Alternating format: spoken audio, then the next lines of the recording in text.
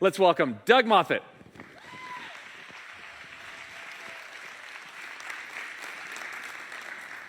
Well, good afternoon. I do get very inspired from hearing these stories and from these people who are filled with such mission and such great purpose. Peter Drucker said that if you have a mission statement, it should fit on the front of a t-shirt. So my mission statement says, helping people improve their mental, physical, and spiritual health. I was so blessed and thankful to have two parents that helped teach me and my sister how to get healthier every day. And I want to share some things with you today that hopefully will do the same for you. My father was a very active man. He was a good athlete, and he was a die-hard hockey fan. I don't know if we have any other hockey fans in the room, but you'll have to put up with me for a little bit. He loved, there we go, at least one. He loved hockey, and to try and introduce it to his kids, he built a skating rink in the backyard. I started skating when I was 4. My sister started skating when she was only 2 years old. Well, around the second grade, Beth had a very unique opportunity to be in an article that was being written in a local magazine at the time called Monthly Detroit Magazine. And 2 players were selected of all the players in Metro Detroit to basically be the face of kids in the area. So this was a picture of, there's Beth on the right.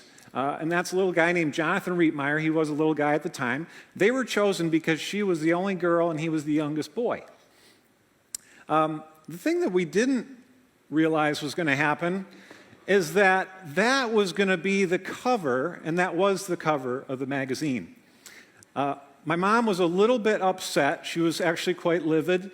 But Beth, on the other hand, was just ecstatic. And the day that we found these magazines, a place called Birmingham Drugs over off of Woodward Avenue, we bought them all. We were with my grandmother. It took the 3 of us. We got every magazine we could.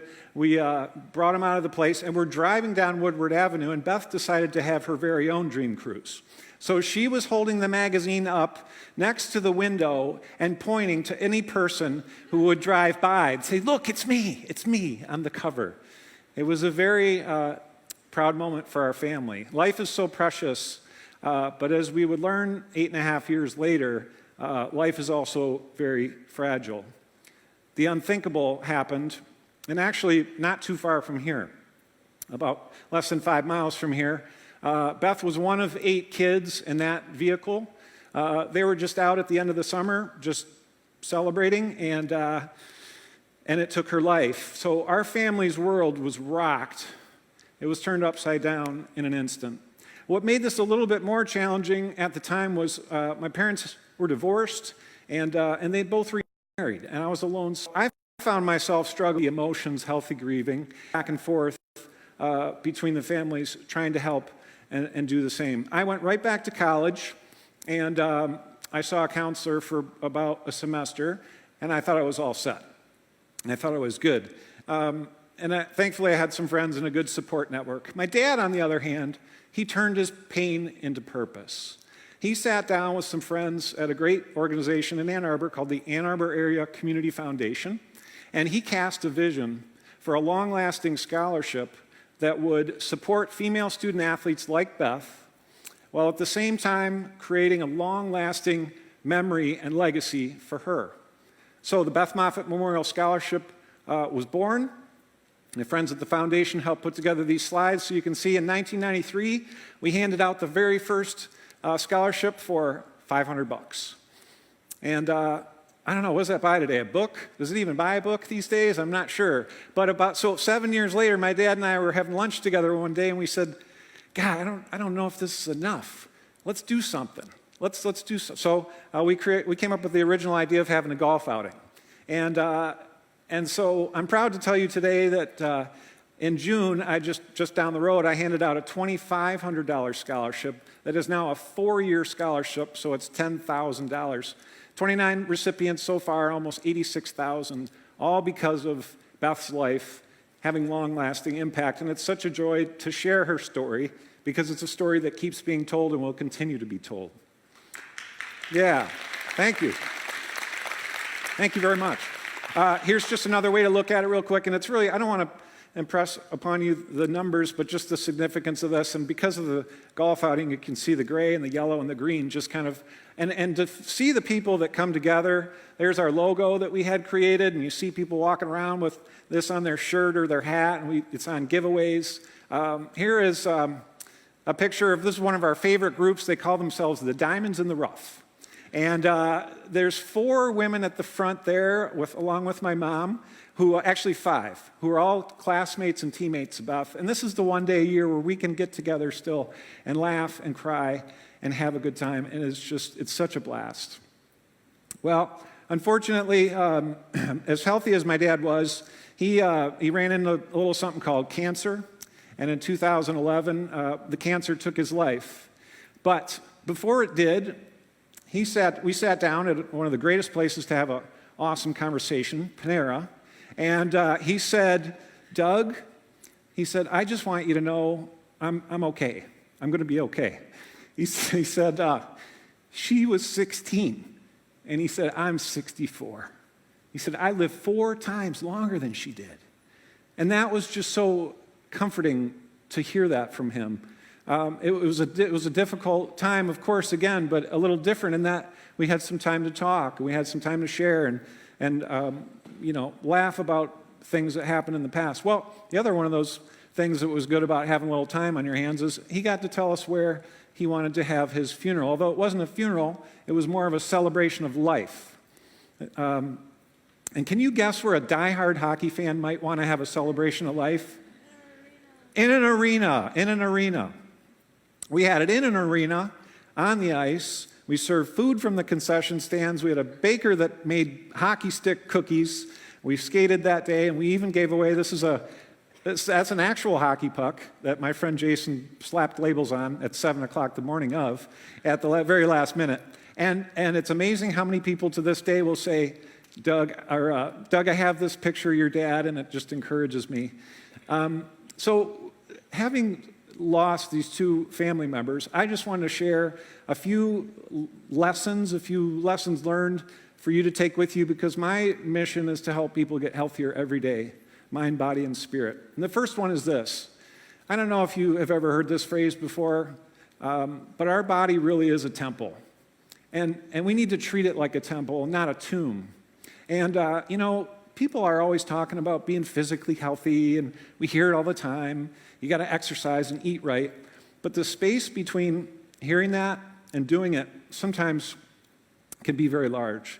And so we need friends, we need accountability, we need community to help us with that. But I want you to think about body as a temple. Because when we're physically healthy, I think we're emotionally healthier. And when we're healthier emotionally, I think we communicate a little better. And that's the next one I wanted to share. Communication 101. I want you to all kind of rethink, and there are a lot of students here today, that we are a student of communication. I don't think we can ever stop learning how to communicate better and better. And I want to thank my mom, who is here today, all the way from Arizona.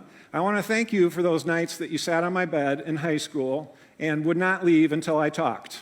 And I hated it, but I'm thankful today that you did, because talking is very important, and using words that build people up is very important. But one of the other things, actually the part that's more important, in my opinion, and several people have touched on it today, is that we need to be good listeners. Listening really is an art, active listening. Not listening to, and not that any of you do this, but sometimes I know I do, I listen to, and I'm like thinking of what am I going to say next? But listening to understand somebody, understand their story. And you've been so attentive today to all the stories that have been shared. But this actually comes from the book of James, that we're instructed to be quick to listen, to be slow to speak, and to be slow to anger. And I got to tell you, I have 2 daughters. They're 17 years old and 15 years old, and I say that mantra quite a bit to myself. And so I don't know if that's helpful, but hopefully it is for you. Quick to listen, slow to speak, and slow to anger. Here's another one. This is actually one of the ones that my dad shared with me. I played goalie growing up, playing hockey, and whenever I'd come off the ice, he'd say, you got to get back to basics, bud.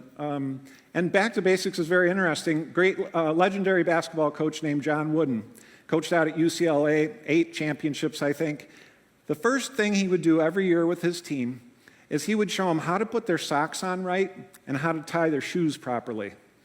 Vince Lombardi, legendary football coach, would do something similar on the first day of practice. He would say, "This is a football." And those are don't we get away from the basics? Sometimes we get a little ahead of ourselves. Sometimes we're running too fast.